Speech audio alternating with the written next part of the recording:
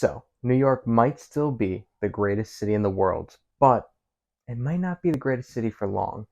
So, let's break into these budget cuts and what it's going to look like for New York in the future and where I think it's going. So, as far as New York goes, I'm sure it's not much of a shocker, but the entire world has been doing a little bit rough since COVID. We aren't quite saying recession yet. Some people are, some people aren't, but we're moving in that direction. So, what are the impacts it's had on New York? If you're thinking on moving here, you might want to pay attention because this is all going to mean a lot towards your future and this city's future. In order to know where it's going, we have to look back and where it was. Before COVID, actually, New York's population was around 5% higher than the day that the whole pandemic closed to the point where people could continue doing things and there was no more like lockdown. After that, it's continued to drop from then until now, 2023, almost 2024.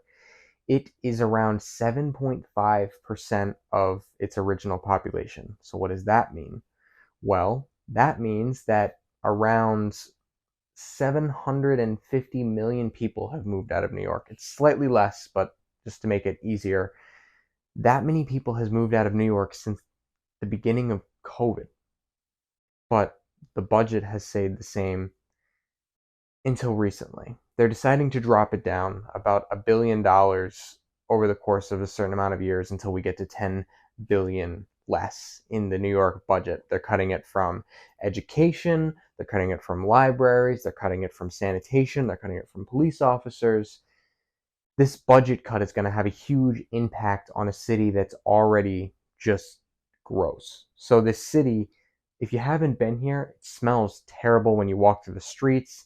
The police officers are usually overworked and underperforming.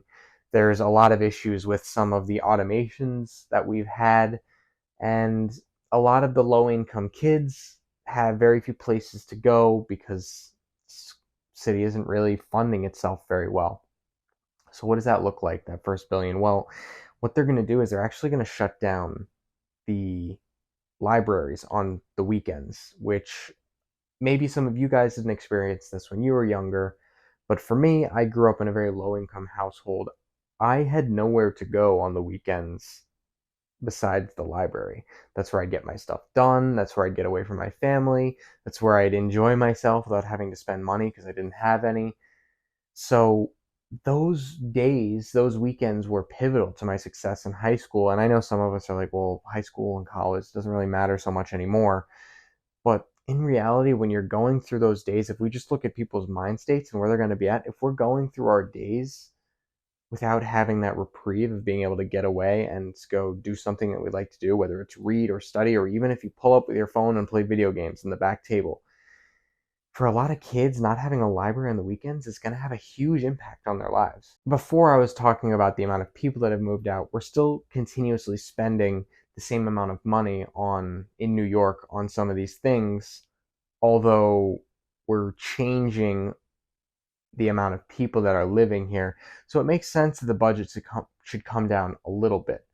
And the majority of the reason is because actually the budget in New York City is decreasing across the board as far as what they have available to use. And I'm not just talking about cutting the budget down that they can use. The actual income that they have to spend on the budget is lowering as well. If you think about it, they just took 750 million people out of New York City. All those people moved out.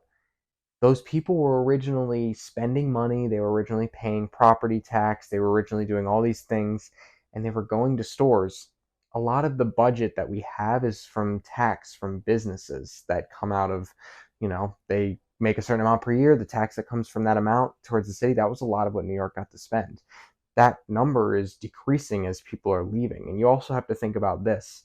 The people that are moving out of New York are most likely people who have some available funds to them. For example, homeowners, people who are renting in slightly higher areas.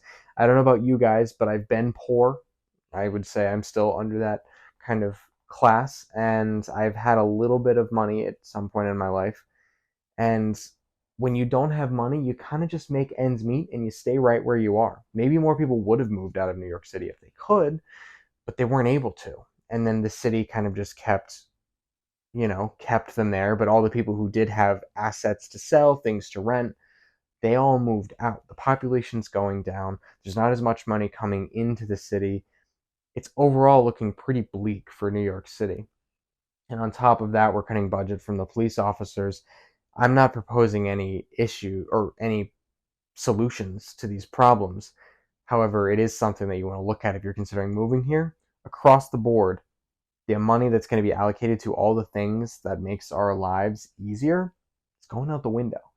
So if you're thinking about moving to New York City and you want to know what a person who lives here's thoughts are on it, subscribe to the channel because I'll make videos as time goes on basically about the things that I've learned and the things that I know about New York City.